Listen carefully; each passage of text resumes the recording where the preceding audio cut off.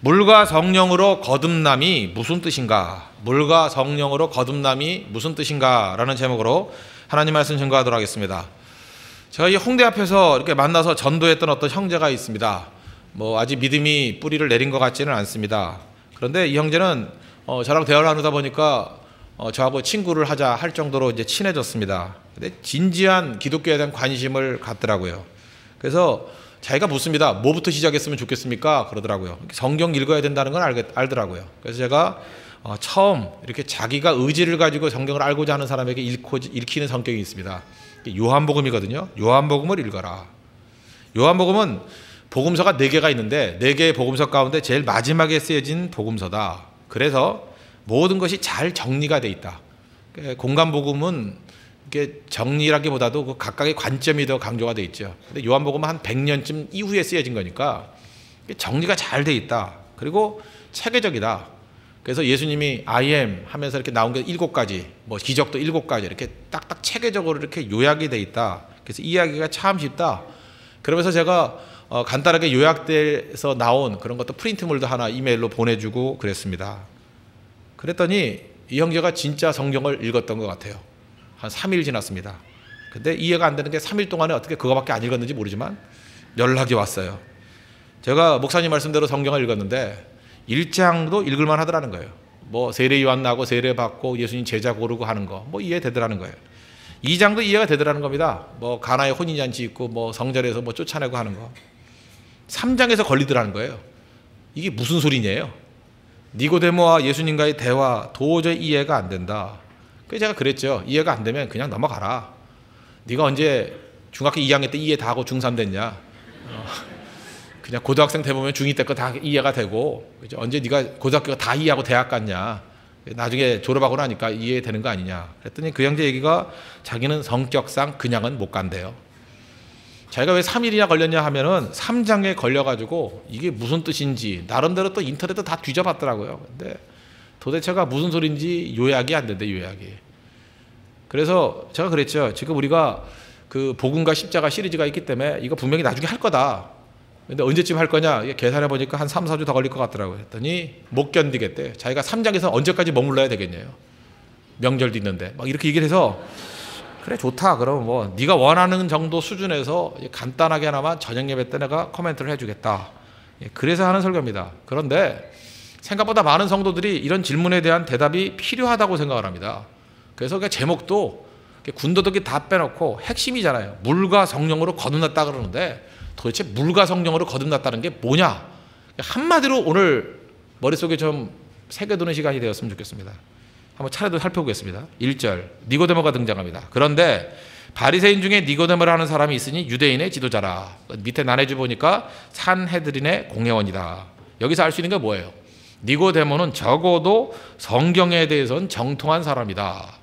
다시 말해 성경 전문가라는 거예요. 이게 중요한 건데 무슨 얘기냐면 니고데모는 구약 성경에 관해서는 우리보다 훨씬 수준이 높다는 거예요.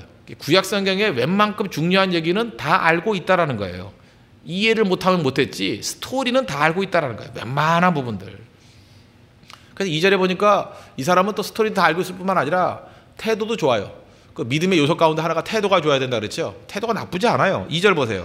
그가 밤에 예수께 와서 이르되 라삐여 우리가 당신은 하나님께로부터 오신 선생인 줄 아나이다. 하나님이 함께 계시지 아니하시면 당신이 행하시는 이 표적을 아무도 할 수 없음이니이다. 그러니까 예수님께 정중히 인사하는 거고 예수님과 좋은 관계를 맺겠습니다. 그런 거죠. 적어도 니고데모는 안티 아니에요. 예수님에 대해서 호의적인 태도를 갖고 나온 사람이다. 이게 중요한 거예요. 구약 지식도 있고 예수님에 대한 태도도 좋았다. 그래서 예수님께서 말씀하십니다. 3절 예수께서 대답하여 이르시되 진실로 진실로 내게 이르노니 사람이 거듭나지 아니하면 하나님의 나라를 볼 수 없느니라. 저는 이것을 예수님이 이해할 거라고 생각하면서 말했다고 생각하지는 않습니다. 그냥 중요하니까 툭 던진 거예요.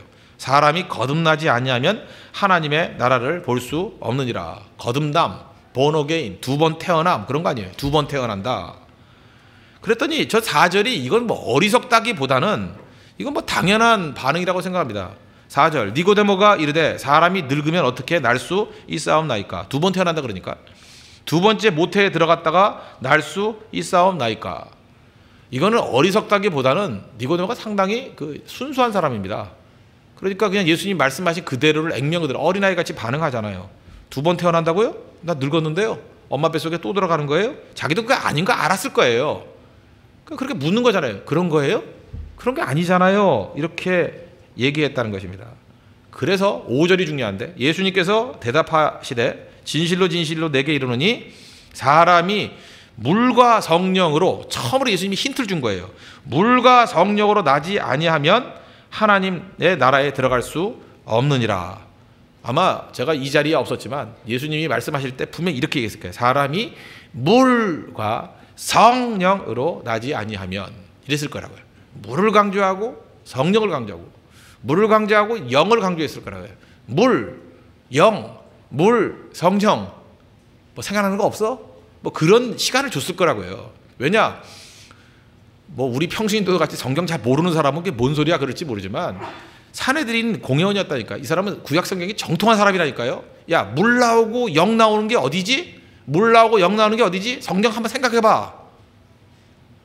웬만한 사람이 알아요. 웬만큼 신학생 중에서도 공부를 좀 열심히 한 사람은 알아요. 그게 에스겔서 36장에 나오는 스토리예요.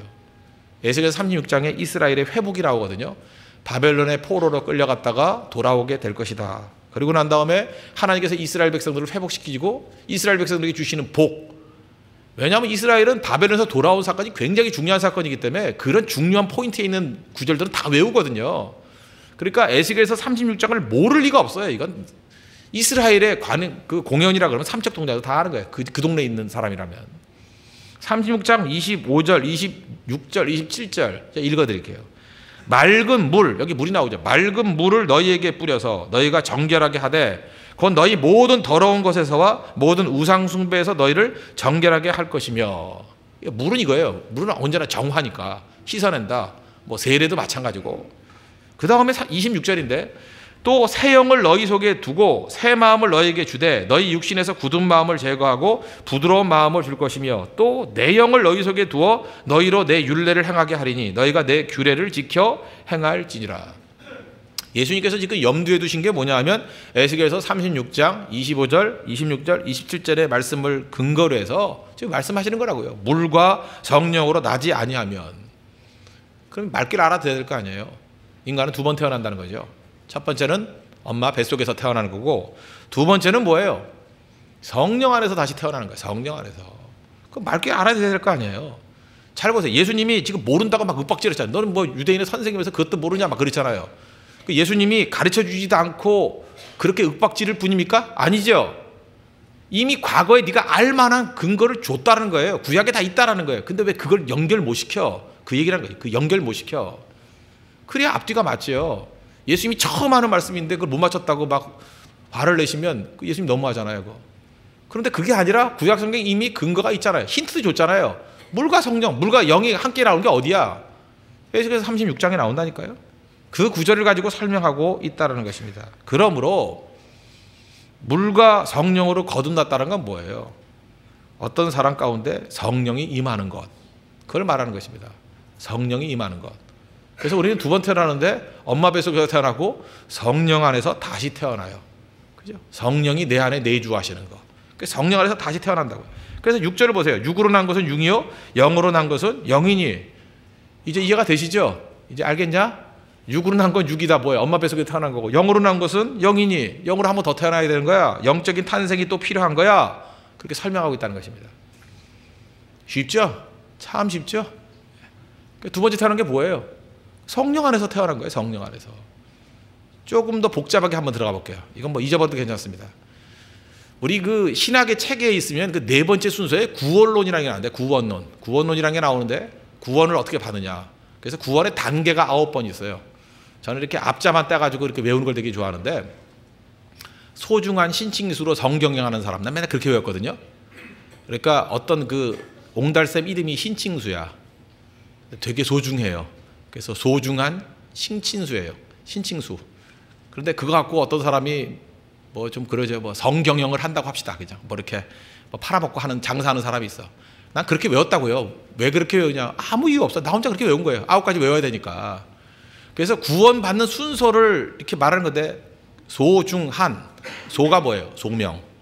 하나님 우리를 부르셨다. 외워두면 좋아요. 이거 굉장히 신학적이 중요한 거니까. 소명. 중이 뭐예요? 중생. 한은 뭐예요? 회심. 왜 한이 회냐고. 제가 뭐 이렇게 만든 거니까. 그죠? 예. 한은 회심이에요. 회심. 회개. 소중한. 그러니까 순서가 어떻게 돼요? 부르시고 소명, 소중한이니까 중생, 한이니까 회심.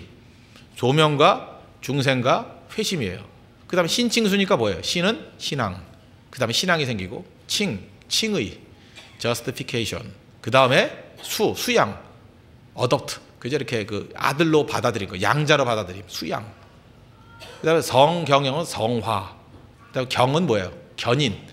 한 번 구원받은 백성은 절대 넘어지지 않는다. 구원의 확실성. 견인, 성도의 견인. 그 다음에 영은 뭐예요? 천국에 가서 주님과 함께 영광을 누리는 영화로운 삶. 이게 구원의 순서거든요. 이 구원의 순서가 왜 중요하냐면 이 굉장히 우리에게 주는 메시지가 많기 때문에 그래요. 하나님이 우리를 부르셨어요. 내가 부른 게 아니죠. 하나님이 우리를 콜링했어요. 부르셨다고.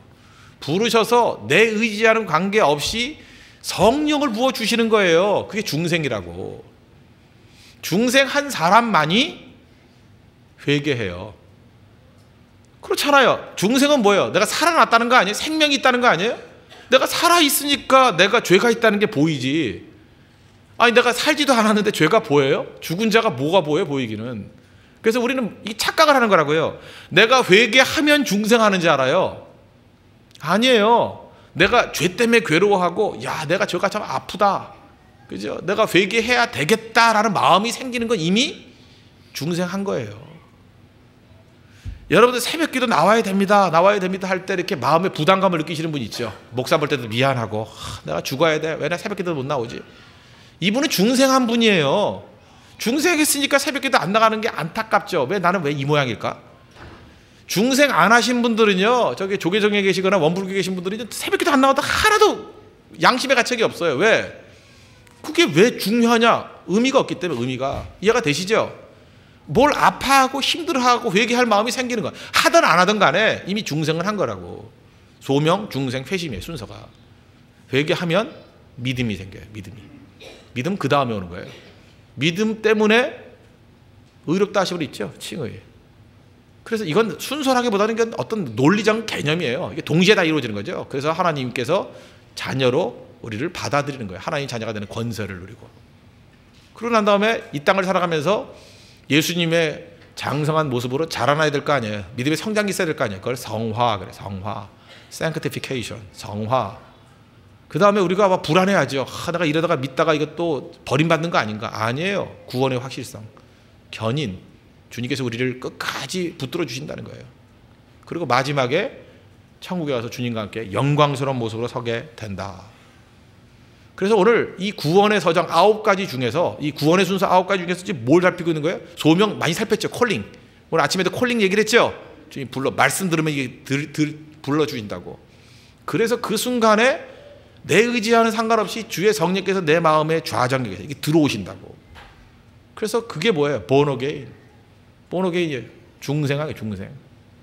중생하게 되면 중생한 사람의 특징이 뭐냐? 회개의 눈물이 막 쏟아지는 거예요. 기도만 해도 그냥 눈물이 나오고요. 그 다음에 어떤 사람 보면 제가 도대체 얼마나 죄를 많이 졌길래 저거 4시간째 회개를 하고 있어 이러지만 보이니까 막 보이니까. 그래서 지금은 덤덤하게 살아갔는데 옛날 대학교 때 놀던 일들, 클럽에서 했던 일들, 마셨던 일들, 뭐 했던 일들 그게 그냥 주마등같이 쫙 지나가면서 그 회개할 마음이 생기는 거라고요. 그 회개하는 모습을 통해서 제 회개를 좀 더 해야지 구원받아. 아니에요. 구원받은 백성이에요. 중생했기 때문에 그 회개가 터져 나오는 거라고요. 사울도 예수님 만나고 난 다음에 회개했지. 회개하고 예수님 만났어요? 내가 회개합니다. 그래서 예수님 만났어요? 아니죠. 담에서 도상에서 예수님 만나고 난 다음에 주의 성령의 임재가 있고 난 다음에 철저히 회개하게 되잖아요. 그래서 어떤 사람이 구원받은 백성인지 아닌지를 뭘 보면 아느냐? 회개하면 구원받은 거예요. 중생했기 때문에 회개가 나오는 거라고. 그래서 신앙이 생기고 그 다음부터 일사천리 축 나가는 거죠. 사실 신칭수 이건 동시에 이루어지는 거예요. 그 다음에 성화 이건 오랜 기간 동안 이루어지는 거고, 견인 그건 사실 개념으로 살짝 붙어 있는 거지 뭐 견인이라는 단계가 있는 건 아니죠. 그 다음 영화. 그래서 우리가 이걸 다 생각해버리니까 중요하게 여기는 게 뭐예요? 소명이 중요하다. 소명은 따로 챕터를 가지고 공부를 해야 되죠. 소명. 그 다음에 중생. 이것도 굉장히 중요한 거죠. 그 다음에 회심. 이 중생과 회심 이 두 가지 관계가 제일 중요한 거예요. 이게 무엇이 먼저인가. 그 다음에 신앙, 칭의, 수양. 이건 사실 그냥 한 개념으로 이해할 수 있어요. 신앙에 다 묶어서 얘기할 수 있어요. 동시에 벌어지는 거니까. 그 다음 나오는 게 뭐예요? 예수 믿는 성도들이 이제는 주님의 모습 닮아가야 된다. 그래서 성화에 관한 말씀을 많이 증거해야죠. 성화에 관해서 설교하기 제일 좋은 본문 중에 하나가 야곱이에요. 야곱. 야곱이 변화되는 과정들. 그 성화에 대한 이야기. 견인은 또 개념일 뿐이에요. 개념. 이건 뭐 어떤 단계라기보다도. 그리고 영화는 뭐예요? 천국 소망이죠. 하늘 소망이죠. 그래서 크게 보면 이렇게 네 가지 정도를 중심으로 접근하게 돼 있다는 것입니다. 그래서 소명을 얘기할 때가 많고 중생을 얘기할 때가 많고 또 하나 회개를 얘기할 때가 많고 그 다음 뭐예요? 신앙, 믿음. 이 얘기를 제일 많이 하잖아요. 그죠? 이게 믿음의 신앙의 기본적인 틀이기 때문에 좀 복잡했습니다. 이제 이해가 되시죠? 여기까지 하면 중급 수준이에요. 중급 수준. 다시 초급으로 간다 그러면 아까 질문했던 그 형제 이거 잊어버려도 돼요. 그죠? 이 형제는 나한테 질문을 이걸 했으니까 물과 성령으로 거듭남이 무슨 뜻입니까? 성령이 임하는 거다. 이제 됐죠? 그 이제 온 것 같은데 됐죠? 어디 있나? 됐겠지 뭐. 그죠? 뭐 안 돼도 할 수 없고. 예. 그래서 오늘 본문에서 8절 보세요. 바람이 임의로 불매 내가 그 소리는 들어도 어디서 봐서 어디로 가는지 알지 못하나니 성령으로 난 사람도 다 이러하니라. 잘 보세요. 성령이 임하는 거 그게 중생인데 그죠? 성령이 임하는 것이 바람같이 임한대요. 그러니까 성령이 임하는 중생이 자기 의지로 되는 거예요? 저절로 되는 거예요? 저절로 되는 거예요. 그래서 우리가 중생합시다 하는 이 메시지는 옳지 않아요. 뭘 중생을 해? 중생을 하기. 바람이 임하는 것 같이 자기도 모르게 임한다니까요. 그래서 여기서 지금 분명히 그런 사람이 있을 거예요. 요즘에 내가 이상해졌어요. 목사님 내가 새벽기도 안 나가는 사람이 새벽기도 가고요. 기도도 안 하는 사람이 기도하고요. 허구한 날 교회에 대한 생각밖에 없고요. 갑자기 내 마음에 선교할 생각이 들고요. 전도 대상자가 막 보이고 막 이래요. 왜 그러죠? 성령이 여러분을 사로잡았기 때문에 그래요. 중생의 중생 그게. 근데 내가 그러려고 싶어서 그랬던 거 아니죠. 본인도 안다고. 내가 그런 결심한 적도 없어요. 나 그런 결심할 만큼의 인물도 못 돼요. 그냥 어쩌다가 그렇게 된 거야. 어쩌다가. 그게 주님이 우리를 부르시고 중생의 체험을 하게 만든 거예요. 중생의. 그러고 나니까 그 다음에 이제 볼 것도 없죠. 내일부터 분명히 울 거예요. 이제 회개의 단계가 시작되거든요. 내재 하면서 그 다음에 목사님 저는 죄인이에요. 그럼 난 이미 알고 있다 이렇게 써놓고 그죠? 그런 일이 벌어지는 거죠. 그 다음에 이제 신앙이 밀어닥쳐서 이제 자라기 시작하는 거죠. 그 다음에는 곧장 성화의 단계예요. 그래서 한 가지 성화되면서 넘어지고 깨질 때도 있지만 주님께서 우리를 거룩한 예수 그리스도의 모습으로 변화될 때까지 우리를 이끌어 가시다가 천국까지 간다는 것입니다. 이게 오늘 질문에 대한 답은 다인데 이제 설교는 다 했거든요. 이제 그 다음 단계 이걸 조금 이제 외연을 확대해가지고 설명한다 그러면 도대체 성령이 임하는 중생이 나타나면 당장 보이는 현상이 뭐냐는 거예요. 도대체 중생이니까 이전과 이후 뭐가 달라지느냐? 그럼 사람이 어떻게 달라지느냐? 이걸 보면 알겠는데 중생도 born again이니까 태어난 거 아니에요? 그래서 영으로 다시 태어나면 나타나는 현상이 뭐냐 하면 사람이 어린아이 같아져요. 이게 중생한 자의 특징이에요. 성령이 그의 심령을 지배하면서 성령 안에서 다시 태어나면 어린아이 같이 돼버려요. 어린아이. 그래서 아이같이 되는 거예요. 그래서 예수님이 그랬잖아요. 너희들이 어린아이 같이 되지 아니하면 천국에 들어갈 수 없다. 동의하죠. 물과 성령으로 거듭나지 않으면 천국에 들어갈 수 없다. 하나님 나라를 볼 수 없다. 그러니까 하나님 나라에 들어간다. 하나님 나라를 볼 수 없다. 다 똑같잖아요. 어미는. 그죠? 앞부분이 뭐예요? 어린아이 같이 되지 아니하면. 그 다음에 물과 성령으로 거듭나지 아니하면. 그러니까 물과 성령으로 거듭났으니까 나타나는 현상이 뭐예요? 어린아이 같이 된다는 것입니다. 그래서 이 땅을 살아가면서 행복의 비밀은 뭐냐 하면 어린아이 같이 되는 거예요. 어른의 특징이 무엇입니까? 변화받기 이전의 모습이에요. 경쟁, 속이려 하고 자꾸만 이기려고 그래. 이기고 또 이기려고 계산하고. 그래서 어른들이 싫어요. 어른들은 맨날 계산하잖아요. 이 계산 저 계산. 요한계시록 6장 2절에 보면 적그리스도의 안티크라이스트의 그 특징이 있습니다. 이에 내가 보니 흰말이 있는데 여기 흰말이 예수님 아니에요. 이거 안티크라이스트예요. 엔타이크라이스트, 적그리스도. 그 탄자가 활을 가졌고 면류관을 받고 나아가서 활 가졌고 면류관 마치 예수님 같이 보여 외모는 흰말 타고. 그런데 그가 하는 행동이 뭐냐면 이기고 또 이기려고 하더라. 이게 적그리스도의 특징이에요. 적그리스도는 항상 이기려고 그래요. 이기고 또 이기려고 하더라. 이기고 또 이기려고 하더라.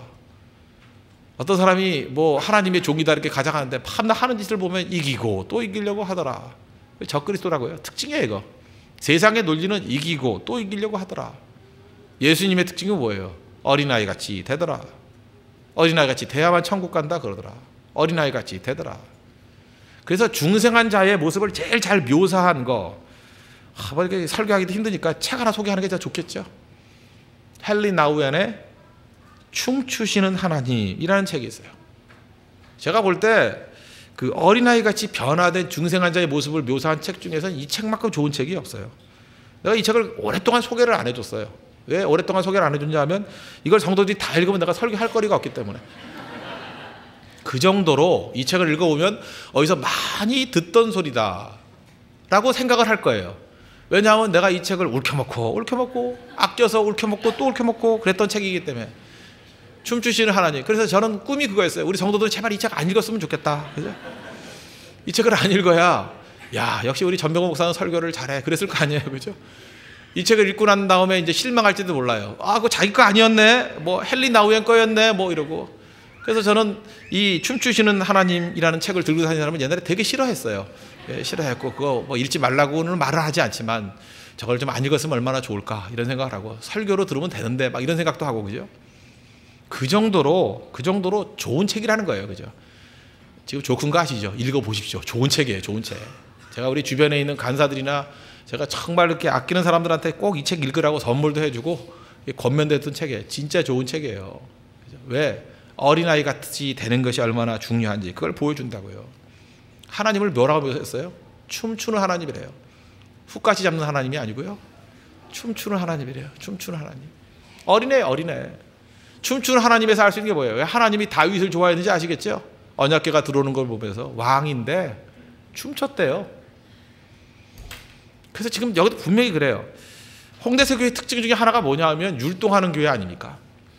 율동이 싫은 사람이 있죠. 참 죄송한 말씀이지만 여러분은 아기가 아니기 때문에 그래요. 정말 아기다움이 회복이 되면요 춤출 수 있어요. 특별히 남자분들 춤추는 거 싫어하잖아요. 저도 싫어요 사실은.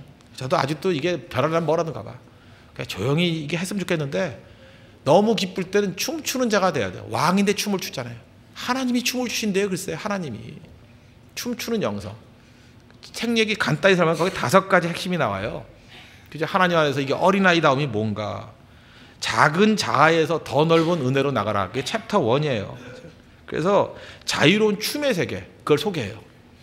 어른들의 세계는 웅크리고 가장하고 가면 쓰는 세계인데 춤출 때는 자기를 다 드러내는 거 아니에요. 춤출 때는 뭐 숨기게 뭐 있어요. 그래서 여러분들 이게 주변에 우리 교회도 좀 있지만 이렇게 춤추는 것이 직업인 사람들이 있죠. 뭐 춤추는 단장, 재즈 댄스 뭐 단장님 뭐 이런 사람 보면은 그게 생긴 거는 그렇게 겸손하게 안 생겼는데 얘기 나눠보면 되게 순진해요. 저는 춤추는 사람들은 다 순진하다고 생각해요. 조금 전에 보니까 무슨 벨리 댄스 하는 사람이 있대. 조금 얘기 나눠보니까 되게 순진하대. 춤추는 사람이 그 가짜로 춤추는 거 빼놓고 진짜로 춤의 세계에 깊이 들어가려고 그러면 어린아이 다움이 나오지 않으면 춤이 안 돼요. 춤은 그런 거예요. 춤은 자기 걸 다 보여주는 거거든. 춤이 그 속에 있는 거를 드러내야 되거든. 가면 쓰고 어떻게 춤을 춰요? 그죠? 자기 자아를 가리고는 춤을 출 수 없다고. 그래서 우리 시골 같은 데 가보면 할머니들 정말 순진한 할머니들 이렇게 덩실덩실 춤추잖아요. 덩실 아리랑 하면서. 그때 거기 숨기는 게 뭐가 있어요? 기쁨 그대로 슬픔 그대로 표출, 분노 그대로 표출. 어린아이가 어린아이. 그래서 각 민족마다 어린아이로 돌아가는 행사 중에 하나가 춤추는 거예요. 춤추시는 하나님. 근데 하나님이 춤을 춘다는 거예요. 두 번째 챕터는 뭐냐면 움켜짐에서 내려놓음이래요. 움켜짐에 내려놓음. 인간들이 집착한다는 거예요. 집착. 여러분 춤추면서 뭐 이렇게 보관할 수 있어요? 이게 귀중한 건데 내가 먹을 거가 있어요. 그렇죠? 춤추면서 야 이게 내 거다 이럴 수 있어요? 꽉 쥐고 있어야지. 내 거야 그러지. 춤춘다는 건 뭐예요? 춤춘다는 거는 같이 먹자는 거예요. 같이 먹자는 거. 이게 어떻게 내 거라고 말할 수 있어요? 그래서 집착에서 움켜짐에서 내려놓음으로.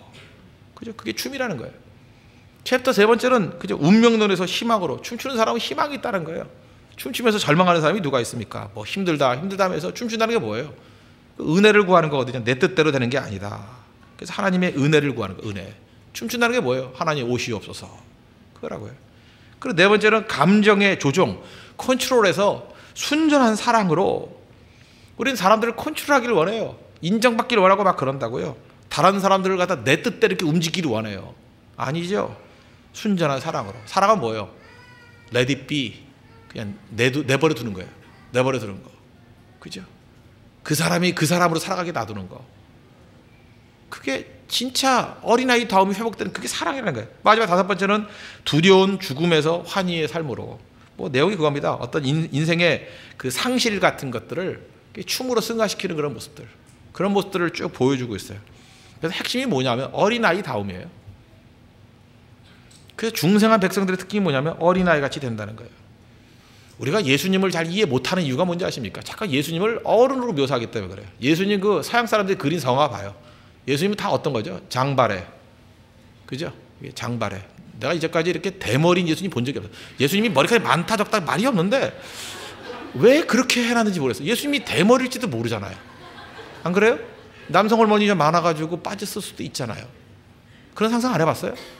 그리고 예수님이 그 팔레스타인 사람인데 왜 백인이에요? 백인같이 그려놨어? 왜 예수님 눈이 커야 돼? 예수님 눈 크단 말 없었는데. 눈이 작을 수도 있었을 거예요. 작을 수도. 떴는지 감았는지도 모르게. 그리고 예수님 잘생기게 그리면 안 돼요. 흠모할 것이 없다 그랬어요. 이사야서 53장에 보면. 그렇잖아요. 제가 틀린 말 했어요? 왜 자꾸만 비웃고 그래요? 그렇잖아요. 그리고 예수님은요, 왜 이해 못하냐면 그렇게 성인으로 멋진, 그 할리우드 배우같이 묘사를 해놓으니까 이해가 안 되는 거예요. 찰턴 헤스턴 뭐 이런 사람이 뭐 예수님을 많이 나오잖아요. 모세로도 나오고 예수님도 나오고 그랬잖아요. 그러니까 그런 스타일의 사람들이 되니까 이게 안 되는 거예요. 예수님은 저 같은 사람이 연기를 해야 돼, 그죠? 저거 뭐야? 왜 저런 걸 써? 이래야 그 예수님 다운 거라고. 근데 예수님은요, 너무 멋진 성인으로 묘사하니까 이해가 안 되는 거예요. 예수님은 이 땅에 오셔서 십자가 지실 때까지 어린 아이같이 사셨잖아요. 어린 아이같이. 예수님이 이해할 때 그거예요. 예수님이 아이의 심령으로 이해해야 돼요. 십자가 달릴 때 너무 힘드니까 너무 성경도 번역을 멋지게 해놔서 그래요. 아빠 너무 힘들어 그랬다고요. 그죠? 성경에 나와요. 마가복음 14장 30절 보니까 이르시되 아빠 아버지여. 박자 맞추려고 이렇게 하는 거지만 아빠 그랬어요. 아빠. 어린애가 부르 아바 아버지인데 그 아바란 말이 우리가 똑같아요. 아빠예요. 아기가 아버지를 부르는 말이 아빠거든요. 그 마지막 십자가 지실 때 예수님이 하나님을 부를 때 아빠라고 불렀어요. 아빠. 아빠에게는 모든 것이 다 있잖아요. 할 수 있잖아요. 아빠. 이 잔을 내게서 옮겨줄래요? 아빠. 그러나 내 원대로 말고 아빠 원대로 해주세요. 하는 그 어린아이 같은 고백. 그 예수님 마지막 고백이었어요. 아빠 하는 거. 아빠. 그 아기 같은 마음 있잖아요. 그 부모를 생각하는 아기가, 어린애가 아빠 힘들어 죽겠어. 힘들어. 근데 내가 이거 안 하면 아빠 그거 안 되지. 내가 좀 참을게 아빠. 그러는 거예요 지금. 나 너무 힘들어. 나 너무 힘들어. 견딜 수 있도록 힘 좀 줘요. 날 격려해 줘요. 뭐 그런 거예요. 그 영성으로 이해해야 예수님을 이해할 수 있는데 우리는 이게 안 되는 거예요. 이게 다 어른의 세계 속에 갇혀 놓으니까 아무것도 안 되는 거죠. 예수님은 아기로 사셨습니다. 아기로. 그래서 저는 지금도 그래요. 꿈이 뭐냐 하면 그냥 목사도 원래 어른이잖아요. 어른으로 살아야 되잖아요. 그런데 진짜 중생의 체험을 하면 그 아이 같은 목사가 됐으면 좋겠어요. 아이 같은 목사. 아이 같은 목사의 특징이 뭔지 아십니까? 아이들하고 잘 놀아야 돼요. 맨날 놀아야 되고. 제가 이번에 캄보디아 그 사역을 갈 때도 그랬어요. 그 나이 차이가 많았잖아요. 그죠? 이렇게 48년 차이가 나는 10명이었는데 거기서 제가 이렇게 어깨 힘 딱 주고 그죠? 조용히 앉아가지고 밥이나 먹고 기도합시다. 갑시다. 그죠? 하나님이 함께 해 주시겠죠. 이러면 어떻게 됐겠어요? 다 무너졌겠죠. 제가 그래서 갈 때 다시 한번 이 묵상을 했어요. 아, 중생의 체험은 어린아이 되는 거구나. 네, 어린아이 돼야지. 그죠? 그래서 70대 되시는 어른한테 가서 재롱 부리고 그다음에 22살짜리 우리 큰딸하고 동갑이네한테 가가지고 친구가 돼봐야지 한번. 그래서 걔가 웃을 때까지 저질 농담 한번 해봐야지. 그랬더니 하루는 버티더니만 그 다음 날부터 웃기 시작하는데 얘가 회심했어요. 그때부터 막 웃기 시작하는 거예요. 그렇게 하니까 이게 변화가 되잖아요. 제가 옛날에 그런 설교도 한번 해봤어요. 목사는 광대가 돼야 된다.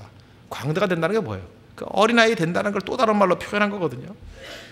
다윗 보세요. 다윗이 왕이잖아요. 왕은 어때요? 여러분들 영화 봐요. 왕의 특징이 뭐예요? 왕은 다 훅가시 잡고요, 근엄하고 뭐 이것들아 뭐 하면서 그러는 거 아니에요? 그러니까 쇼하다 보니까 피곤한 거지. 그러니까 저녁에 집에 들어와 가지고 그저 신경질 낼 거 다 내고 이상한 짓 다 하고 변태 짓 다 하고 그러는 거 아니에요? 왜? 그 정상적인 인간이 아니니까. 그런데 다윗은요, 왕은 왕인데 완전히 다른 왕이에요. 다른 왕. 누가 보든 안 보든 간에, 그죠?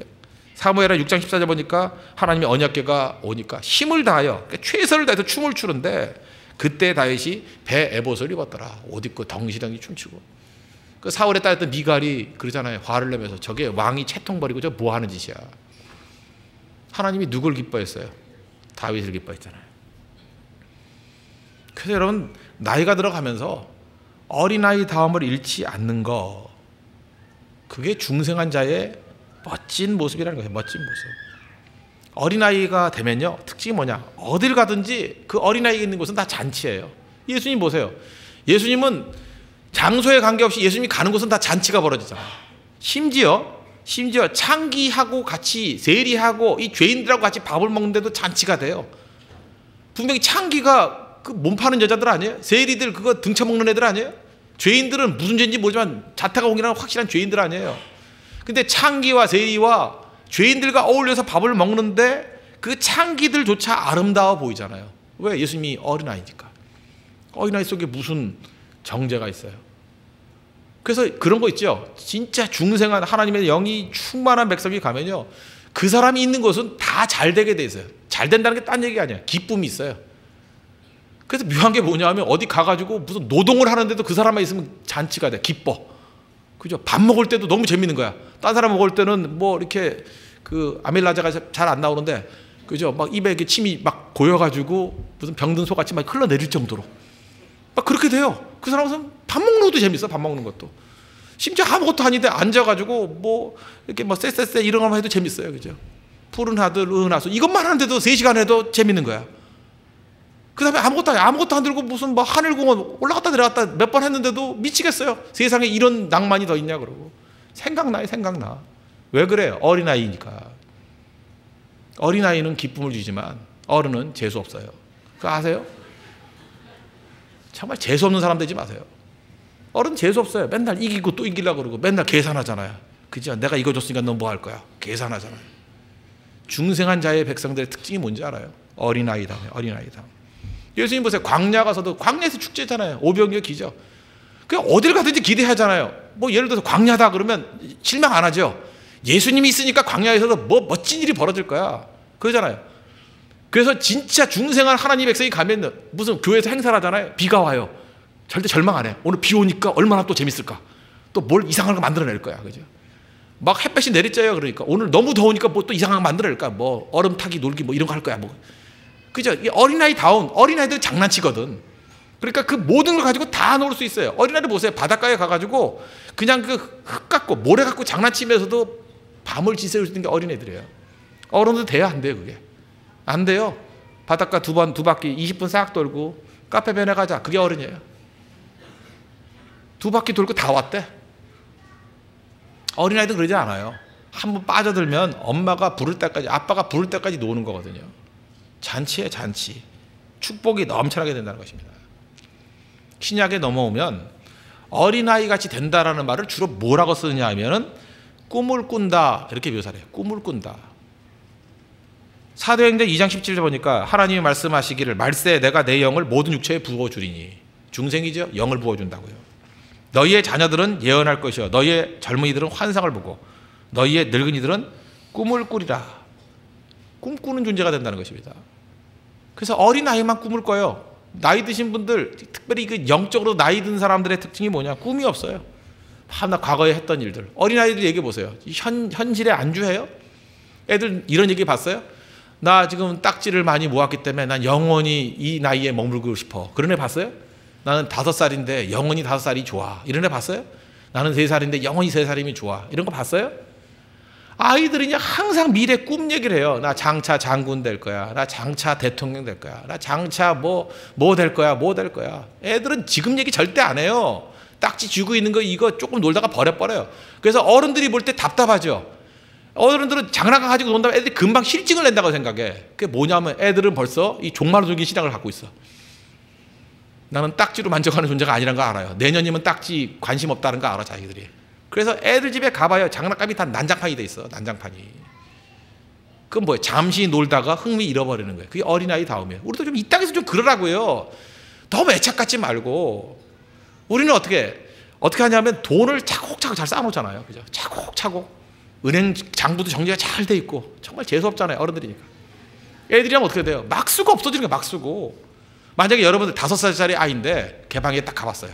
갔더니 장난감부터 시작해서 뽀로로부터 시작해서 이렇게 차곡차곡. 그죠? 각이 딱딱 지고 아유 징그러워. 애니까 징그럽다 편한 거예요. 아유 재수없어. 그게 5살짜리 애의 모습이에요? 난장판이 돼야죠. 그럼 엄마는 어때요? 어른이니까 또 치우고 애는 어린아이들이니까 또 난장판. 그게 중생한 자의 특징이라는 것입니다. 그래서 교회도요, 되게 이렇게 율법주의에 좀 이렇게 영향을 많이 받은 분들은 이래요. 이제 홍대세교회도 이 정도 숫자가 모이잖아요. 이제 뭐 한 1000명에서 1200명 정도 모이고, 그럼 이제 또 교회 놀이를 하고 싶어져가지고, 남전도에 한 만들어요? 이런다고. 여전도에 한 만들어요? 뭐 이래요. 제가 지금 필요 없다는 얘기예요. 우리도 할 거예요, 하기는. 할 건데, 그렇게 틀을 만들다 보면은 이제 특징이 뭐냐 하면 질서가 생기거든요. 질서가 생기면은 떨어져 나가는 사람들이 이렇게 잘 케어링 해줄 수는 있어요. 그러나 그것이 죽은 질서가 될 가능성이 커. 그런데 오히려 이렇게 더 성장하고 부흥하려고 그러면요, 엉성한 게 좋아요. 엉성한 거. 엉성한데 그렇다고 조직이 없으면 안 되잖아요. 그래서 살아있는 혼란이 더 좋아요. 지금 우리 홍대세교회 구조 아시죠? 4개 진으로 돼 있어요.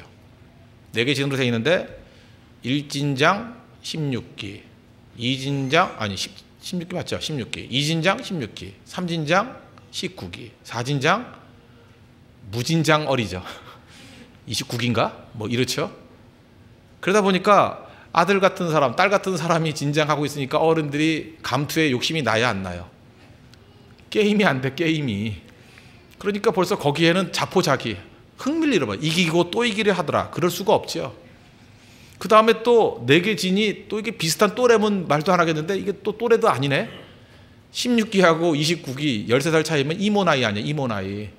여기도 뭐 또 싸우기도 또 뭐해. 그죠? 그래서 29기 진장이 굉장히 중요한 역할을 하는 거예요. 그런 그 아무런 힘이 없는 애가 하나 딱 있음으로 말미암아 또 이기고 또 이기려 하다는 것이 우스워지는 거예요.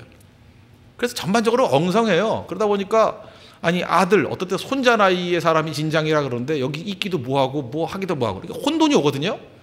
그러면서 각 진마다 특징들이 나타나는 거예요. 1진은 이렇게 버티고 2진은 이렇게 버티고 혼돈이 약간 혼돈.